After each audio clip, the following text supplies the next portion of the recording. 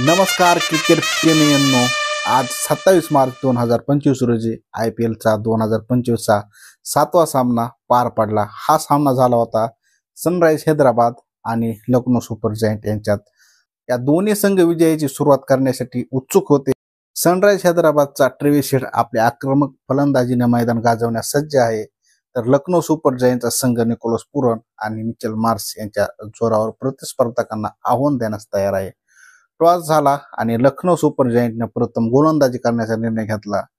तर चला पाहूया आजचा सामना काय रंग आणतोय आणि कोणता संघ आपल्या विजयाचा छांडा गाडतो। या दोन्ही टीमची हायलाईट तुम्हाला एकाच व्हिडिओमध्ये मिळणार आहे, त्यामुळे व्हिडिओ थोडा लांब सुद्धा होऊ शकतो, त्यामुळे संपूर्ण बघत राहा। तर चला आजच्या व्हिडिओला सुरुवात करूया। तर बघा, लखनौ सुपर जायंटचा कर्णधार ऋषभ पंतने नाणेफेक जिंकून प्रथम गोलंदाजी करण्याचा निर्णय घेतला। संघामध्ये 2 बदल केले आहेत।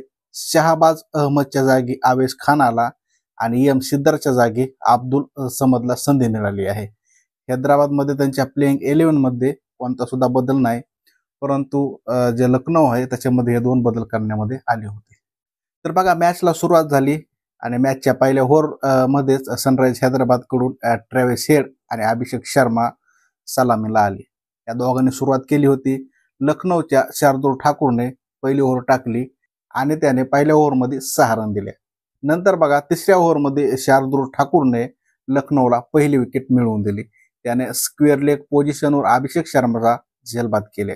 अभिषेकला 6 चेंडूत फक्त 6 धावा कराव्या लागल्या आणि हैदराबादचा जो वाघ होता तो इथंच आऊट झाला। तर दुसऱ्या मॅचमध्ये सुद्धा खेळायची संधी मिळाली नाही, परंतु हे हैदराबादचं हे अभिषेक शर्मा नावाचं जर वादळ टिकलं असतं तर आज लखनौची वेगळीच परिस्थिती असते, परंतु नशिबानं त्याला अजून साथ दिली नाही आणि पहिल्या मॅचवर सुद्धा 24 ते 25 रन करून, ज्याचा पहिला मॅच झाला होता हे दुसरा मॅच होता, त्यामध्ये सुद्धा अभिषेक शर्मा तेवढा चालला नाही। परंतु हे वादळ जेव्हा चालेल तेव्हा भल्या भल्याची बत्ती गुल झाल्याची राहणार नाही। नक्कीच तुम्हाला पुढच्या मॅचमध्ये अभिषेक शर्मा चालणार का नाही हे नक्की कमेंटमध्ये सांगा आणि तुमचा आवडीचा जो हैदराबादचा हिटर कोण आहे ते देखील आपल्या कमेंटमध्ये करा। तसेच आणि लखनौमध्ये कोण हिटर आहे ते देखील तुम्ही कमेंटमध्ये करू शकता, ठीक आहे। त्यानंतर आला बघा ईशान किशन। ईशान किशन पहिल्या सामन्यात शतक झळकावणारा पहिला किशन दुसऱ्या सामन्यात आपले खातेही उघडू शकला नाही, कारण तिसऱ्या ओव्हरमध्येच दुसऱ्या बॉलवर शार्दुल ठाकूरच्या बॉलिंगवर तो कॅच आउट झाला आणि अजून एक हैदराबादचा जो वाघ इथंच आउट झाला।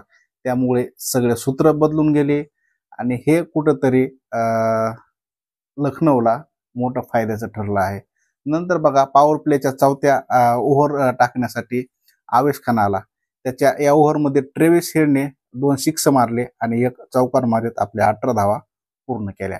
आवेश खानच्या ओव्हरमध्ये 18 धावा आल्या होत्या आणि या ओव्हरमध्ये 2 सिक्स सुद्धा लगावले होते ट्रेव्हिस हेडने आणि 1 चौकार देखील मारला होता।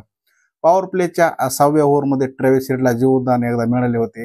रवी बिश्नोईच्या पहिल्या चेंडूवर हेडने मोठा फटका मारला, पण चेंडू लॉंग ऑनवर पडला आणि निकोलस पुरनच्या हातामधून त्याची कॅच सुटली गेली। पहिल्याच ओव्हरमध्ये रवी बिश्नोई आहे त्याला एक संधी मिळाली होती, परंतु ती संधी गमावली गेली।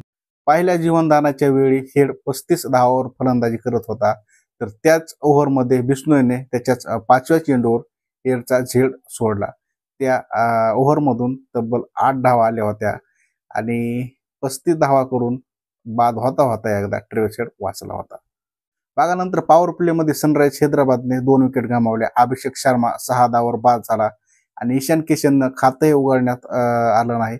2 विकेट शार्दुल ठाकूरनंच घातल्या होत्या। त्यानंतर ट्रेव्हिस हेडनं आणि नितेश रेड्डी यांनी डावाची सूत्रे हाती घेतली आणि पॉवर प्ले संघाचा स्कोर 62 धावांपर्यंत नेला होता। तर बघा, या 6 ओव्हरचा जो पॉवर प्ले असतो त्याच्यामध्येच काय झालं होतं तर 62 रन झाल्या होत्या 6 ओव्हरमध्ये पॉवर प्लेमध्ये अशा हैदराबादच्या झाल्या होत्या। नंतर बघा, 7व्या ओव्हरमध्ये ट्रेव्हिस हेड आणि नितेश रेड्डी आणि तिसऱ्या विकेटसाठी 50ची भागीदारी पूर्ण केली। दिग्वेश राठी विरुद्धच्या षटकात हेडने चौकार मारला आणि नितेश सोबत अर्धशतकची भागीदारी इथंच पूर्ण केली। हैदराबादची दुसरी विकेट 15 धावांवर पडली होती। लखनौ सुपर जायंटच्या 8व्या ओव्हरमध्ये तिसरी विकेट मिळाली आणि तिसऱ्या चेंडूवर प्रिन्स यादवनं ट्रेव्हिस हेडला बाद केलं। हेडनं 28 चेंडूमध्ये 47 धावा केल्या आणि त्याने या डावात 5 चौकार आणि 3 षटकार मारून तो आऊट झाला. बघा 28 चेंडूमध्ये 35 धावा करून हे वादळ थांबवलं नसतं. अजून ह्याला जर चालला असता तर आज मात्र त्यांची धावसंख्या आहे ती वेगळ्या शिखरावर गेली असती. बघा ट्रेव्हिस हेडला आउट केल्यानंतर जे हे प्रिन्स यादव आहे तो खूप चर्चेमध्ये आहे. त्यानं एकदम बोल्ड उडवलं होतं. साईडचे 2 टंप बाजूला पडले होते आणि त्याचा त्रिफळाच उडवला. परंतु हे जे प्रिन्स यादव आहे त्याला तब्बल मला वाटतं 30 लाखामध्ये फक्त विकत घेतलं होतं. पहिल्यांदाच त्याच्यावर बोली लावली होती अशा प्रकारचं सांगण्यात येत आहे. टॉस गमावून प्रथम फलंदाजी केल्यानंतर हैदराबादला 10 ओव्हरमध्ये 100 पेक्षा जास्त धावा देखील करता आल्या नाहीत. संघाने 3 गडी गमावून 96 धावा केल्या. नंतर बघा सनरायझर्स हैदराबादने 11व्या ओव्हरमध्ये 100 धावा पूर्ण केल्या. हेनरी क्लासेन रवी बिश्नोई विरुद्ध समोर चौका लागत संघाचे शतक पूर्ण केले. म्हणजे या 11व्या ओव्हरमध्ये संघाचं शतक झालं. संपूर्ण त्यांच्या स्कोअर 100वर पोहोचला आणि नंतर 12व्या ओव्हरमध्ये शेवटच्या चेंडूवर हैदराबादची 4थी विकेट गमावली. 25 धावा काढून हेनरी क्लासेन धावबाद झाला. प्रिन्स यादवने फुलटॉस टाकला. नितीशने समोर शॉट खेळला. प्रिन्सने चेंडू पकडण्याचा प्रयत्न केला पण तो त्याच्या हातातून गेला आणि स्टंपवर आदळला. क्लासन त्याच्या खेळपट्टी जी रेस असते त्याच्या 2 पावलं पुढे असल्यामुळं त्याला आपल्या पेव्हिलियन मध्ये परत जावं लागलं. अशा प्रकारे हेनरी क्लासन आऊट झाला. नंतर बघा 15व्या ओव्हरमध्ये पहिल्याच चेंडूवर नितीश रेड्डी रवी बिश्नोईच्या बॉलिंगमध्ये बाद झाला. नितीशने 28 चेंडू 32 धावा केल्या. त्याच्या खेळी 2 चौकारांचा समावेश आहे. फक्त 2 चौके लावले आणि रवी बिश्नोईनं त्याला आऊट केलेला आहे. नंतर बघा 15व्या ओव्हरमध्ये अनिकेत वर्मा रवी बिश्नोई विरुद्ध सलग 2 सिक्स मारतोय आणि त्याने बिश्नोईचा 4था आणि 5वा जो बॉल होता ते सीमा रेषेबाहेर चाबूक फटकार मारून सीमा रेषेच्या बाहेर मारला होता. नंतर हैदराबादने 16व्या ओव्हरमध्ये आल्या तर 16व्या ओव्हरमध्ये 150 धावा पूर्ण केल्या. अनिकेत वर्माने दिग्वेस रहाटे विरुद्ध 4थ्या चेंडूवर षटकार मारला आणि संघासाठी 150 धावा पूर्ण करून दिल्या. पुढच्या चेंडूवर त्याने आणखी एक षटकार मारला आणि 6व्या चेंडूवर तो झेलबाद झाला. अशा प्रकारे जो अनिकेत होता तो देखील इथं बाद झाला आणि 16 ओव्हरमध्ये सनरायझर्स हैदराबादच्या 150 रन पूर्ण झाल्या होत्या. नंतर 17व्या ओव्हरमध्ये दुसऱ्या चेंडूवर शार्दुल ठाकूरने 3री विकेट घेतली. त्याचं डीप पॉइंट पोझिशनवर अभिनव मनोहर अब्दुल समदकडून झेलबाद केले. मनोहरला फक्त 2 धावा करता आल्या आणि तिथं त्याची विकेट गेली. अशा प्रकारे ह्यावेळेस हैदराबादला एकापाठोपाठ एक विकेट जातच होते. 18व्या ओव्हरमध्ये आवेश खानने हैदराबादचा कर्णधार जो पॅट कमिन्स आहे त्याला झेलबाद केले. परंतु कमिन्सने 4 बॉलमध्येच 3 सिक्स मारले होते आणि आपल्या 18 धावा पूर्ण केल्या होत्या. लगातार 3 सिक्स मारले होते आणि असं वाटलं होतं की अजून ह्यांचा स्कोर वरही जाऊ शकतो. परंतु 4थ्या बॉलमध्ये हे देखील आऊट झाला. अशा प्रकारे ह्यांचं एकापाठ एक विकेट चलत गेल्या आणि 19व्या ओव्हरमध्ये सनरायझर्स हैदराबादने आपला 9वा बळी गमावला. कव्हर पोझिशनवर शार्दुल ठाकूरने मोहम्मद शमीचा झेलबाद केलं आणि तिथंच सगळ्या विकेट गमावून टाकल्या. नाणेफेक गमावून प्रथम फलंदाजी करणाऱ्या सनरायझर्स हैदराबादने 9 विकेट गमावून 190 धावा पूर्ण केल्या. संघाकडून ट्रेव्हिस हेडने सर्वाधिक 47 धावा केल्या तर अनिकेत वर्माने 5 सिक्स मारत 36 धावा पूर्ण केल्या. नितीश रेड्डीने 32 आणि हेनरी क्लासेनने 26 धावा केल्या. तर LSG कडून शार्दुल ठाकूरने 4 विकेट घेतल्या. प्रिन्स यादव, आवेश खान, रवी बिश्नोई आणि दिग्वेस रहाटे यांनी प्रत्येक 1 विकेट घेतली. तर एक धावबाद झाला होता ते म्हणजे हेनरी क्लासेन. आव्हानधानेने ते पण आऊट झाला नसतं आज परिस्थिती वेगळीच होती. अशा प्रकारे त्यांना 190चं टार्गेट दिलं होतं LS म्हणजेच लखनौला. नंतर लखनौ सुपर जायंट कडून मिचेल मार्श आणि एडन मार्करम ओपनिंगला आले. हैदराबादच्या अभिषेक शर्मानं पहिले षटक टाकली. त्यानं पहिल्या ओव्हर टाकली आणि पहिल्या ओव्हरमध्येच 3 धावा दिल्या. ही ओव्हर पण जबरदस्त झाली होती आणि अभिषेक शर्मा इकडे टिकला नाही. परंतु इकडे सुद्धा त्याला काय विकेट भेटते का नाही ते पुढे बघणारच आहोत. परंतु त्यानं पहिल्या ओव्हरमध्ये त्यांच्यावर फुल दबाव टाकला होता. फक्त त्यांना 3च रन दिला होता. नंतर हैदराबादला दुसऱ्याच ओव्हरमध्ये विकेट मिळाली. ओव्हरच्या 3ऱ्या बॉलवरच मोहम्मद शमीने मिड ऑफवर पॅट कमिन्सच्या गोलंदाजीवर एडन मार्करम झेलबाद केला आणि मार्करमला फक्त 1 धाव करून परत जावं लागली. आणि इथं देखील मार्करम जरी टिकला असता तर हे सामना ते जिंकलेच. परंतु अजून लवकर जिंकला असता म्हणा किंवा अजून बराच फरक पडला असता. पॉवर प्लेच्या तिसऱ्या आणि चौथ्या ओव्हरमध्ये लखनौ सुपर जायंट्सने 35 धावा केल्या. सिमरनजीत सिंगच्या ओव्हरमध्ये 18 धावा आणि मोहम्मद शमीच्या ओव्हरमध्ये 17 धावा असा त्यांना पूर्ण केल्या होत्या. नंतर बघा लखनौ सुपर जायंटने 5व्या ओव्हरमध्ये आपले अर्धशतक पूर्ण केले.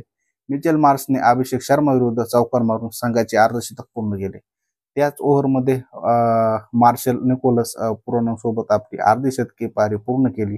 तर या संघाची पहिली विकेट 4 धावावर पडली होती. ती कोणाची होती तर मार्करमची. नंतर बघा 191 धावाच्या लक्ष्याचा पाठलाग करत असताना ELSGने दुसऱ्या षटकात त्याची पहिली विकेट गमावली. तिसऱ्या क्रमांकावर फलंदाजी सोबत आलेल्या निकोलस पुरननं मिचेल मार्शसह पॉवर प्लेमध्ये आणखी विकेट पडू नये याची खात्री घेत दोघांनी 6 ओव्हरमध्ये संघाचा स्कोर 77 वर पोहोचवला होता. लखनौ सुपर जायंटने पुन्हा 8व्या ओव्हरमध्ये आपले शतक पूर्ण केले आणि मिचेल हार्शने हर्षल पटेल विरुद्ध चौकार मारून संघासाठी 100 धावा पूर्ण केल्या. अशा प्रकारे 8 ओव्हरमध्ये 100 धावा पूर्ण केल्या होत्या. सनरायझर्स हैदराबादने 9व्या षटकात दुसरी विकेट घेतली. कर्णधार पॅट कमिन्सने निकोलस पुरनला LBW बाद केलं. पुरनने 36 बॉलमध्ये 70 धावा केल्या आणि खेळीत 6 चौकार आणि षटकारांचा समावेश होता.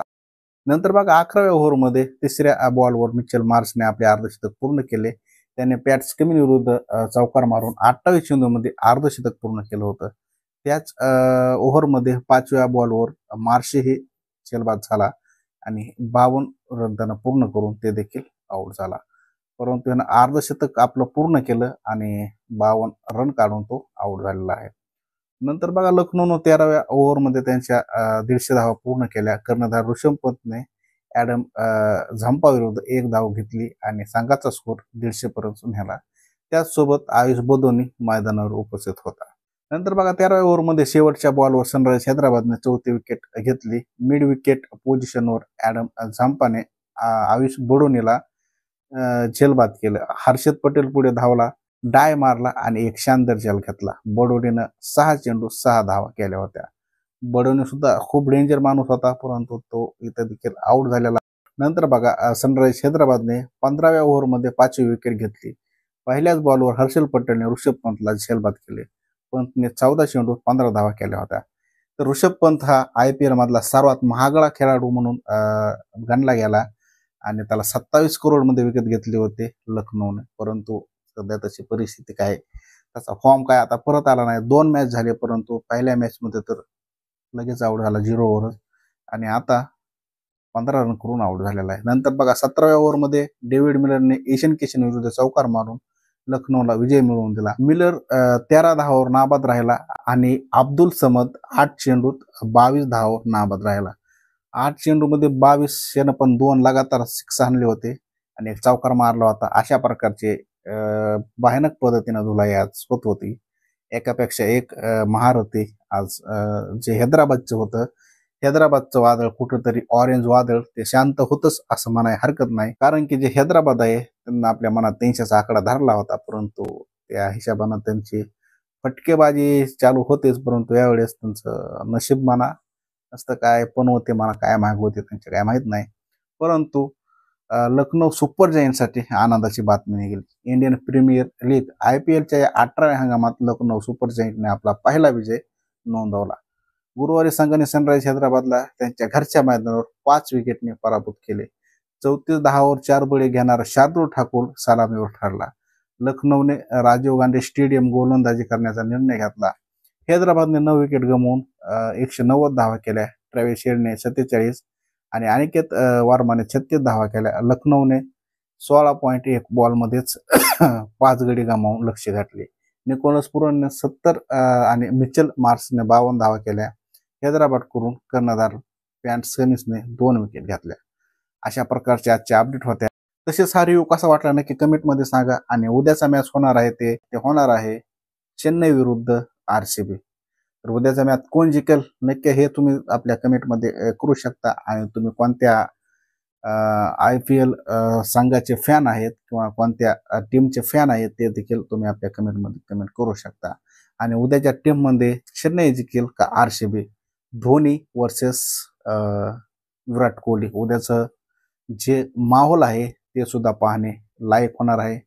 उद्या घेऊन येऊया आपण असाच रिव्ह्यू जे चेन्नई आणि RCBचा असेल. तर मित्रांनो, हे व्हिडिओ तुम्हाला आवडले असल्यास नक्कीच आपल्या चॅनलला सबस्क्राईब करा, बेल आयकॉनला प्रेस करा आणि जर चांगलाच वाटला असेल तर करा की शेअर. काय होईल.